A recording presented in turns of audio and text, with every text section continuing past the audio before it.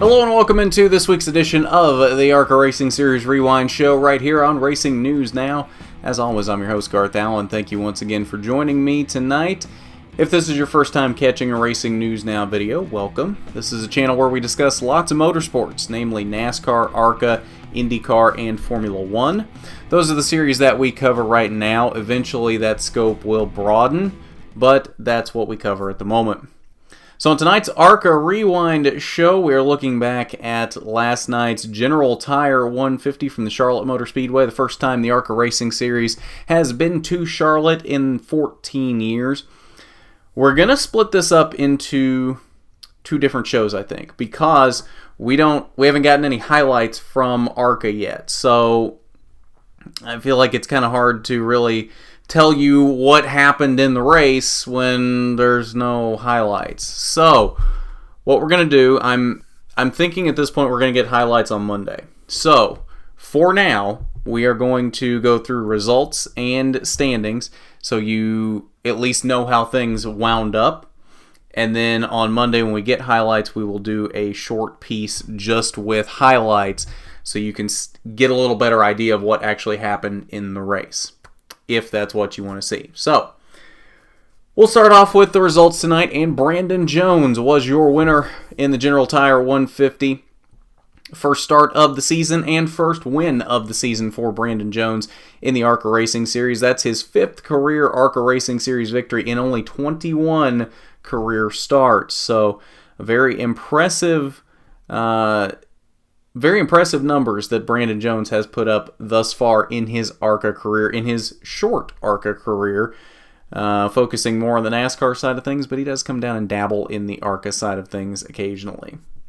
Riley Herbst gave him a very good run at the end of the race. Unfortunately, came up about a lap or two short. I think Riley was the faster car at the end of the race, just couldn't do anything with Brandon Jones on the last couple laps. I think if he'd had another lap or two, we might have seen Riley Herbst get his second career victory, but it was not to be. But we return to the site of Riley's first career win this weekend, or next weekend, because we're not through this weekend yet. June 1st, Pocono, there we go. That will be the return to the site of Riley's first career victory last season, so we'll see if maybe he can back that up and win 2 years in a row at the Tricky Triangle. Sheldon Creed, even after having a couple of mishaps late in the race, somehow still came home in the third position.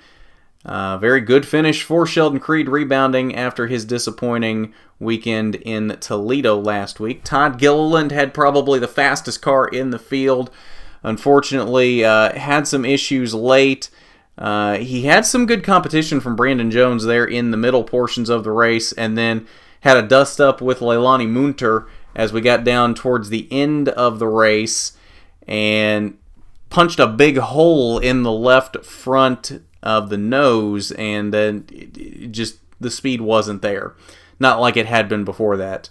So Todd Gilliland relegated to a fourth place finish, and Zane Smith, winner of 3 of the first 6 races of the season, comes home with yet another top 5 finish in 5th.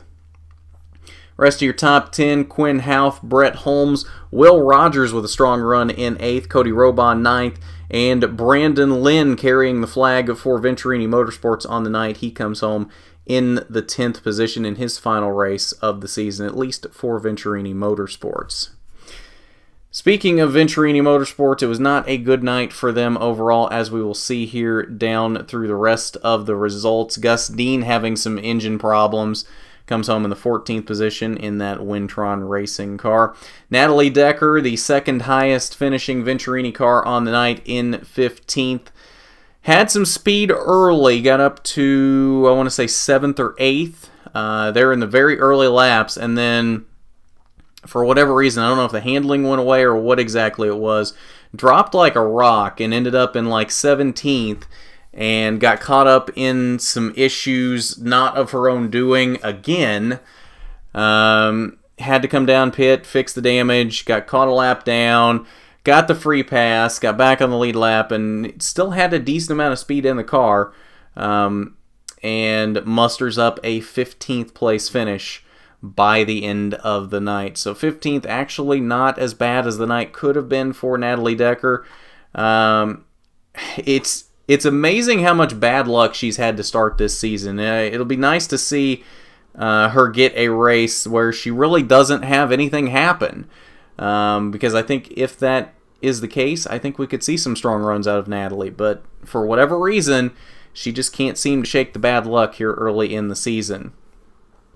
Brandon Grosso comes home in 17th. Joe Graff Jr. had a very interesting night. Ended up in 3, 4, maybe even 5 wrecks. I lost count eventually how many wrecks Joe Graff Jr. was involved in on the night. 18th would be where he came home. And Leilani Munter, the aforementioned, had a very off night. Just never had any sort of speed whatsoever. In fact, for where she ran most of the night, 20th is actually pretty good, because she, most of the night, never could really get above 24th or 25th. So 20th actually not too bad for Leilani. Michael Self comes home in 21st. Had maybe the second fastest car in the field, at least in practice. And then ends up wrecking in qualifying, has to go to a backup car, and the backup car just had no speed whatsoever. 21st was all that Michael Self could muster on the night. Chase Purdy comes home in 24th after getting caught up in a wreck late. I'm sure we'll see that on the highlights whenever those eventually show up.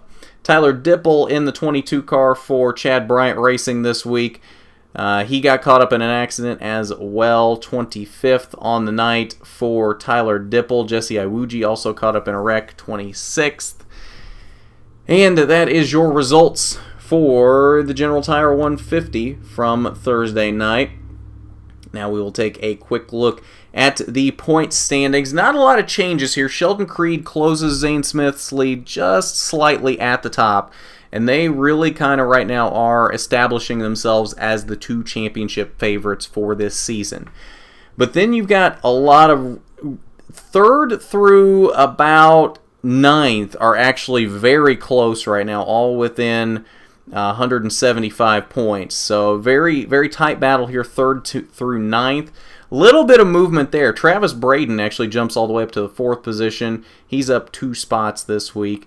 Riley Herbst also up 1 spot into the 3rd position. Chase Purdy drops 2 after his wreck. Tied for 5th now with Natalie Decker, who also drops a spot this week after her disappointing night. So that's your point standings following the General Tire 150, and that's going to do it for us tonight on part 1 of the ARCA Racing Series Rewind Show. Like I said, eventually, once we get some highlights from ARCA, we'll put those up for you as well and talk you through what exactly happened throughout the night in the General Tire 150. But for now, this is all we've got for you. I just wanted to get this up in a timely manner. That way, for anybody that didn't actually see the race, you at least have an idea of what happened, and then we'll fill in the blanks whenever the highlights show up. So that will do it for tonight's ARCA Rewind Show. If you haven't done it already, hit that subscribe button and ring that bell for notifications so you don't miss a thing from racing news. Now hit that big thumbs up button if you like the video. It's much appreciated when you do. And don't forget to support us on Patreon, patreon.com/racingnewsnow. It's not required by any means, but we do appreciate it when you support us on there, because that just helps us continue to grow and give you better quality content into the future. So with that, this has been the ARCA Racing Series Rewind Show. I'm Garth Allen for Racing News Now.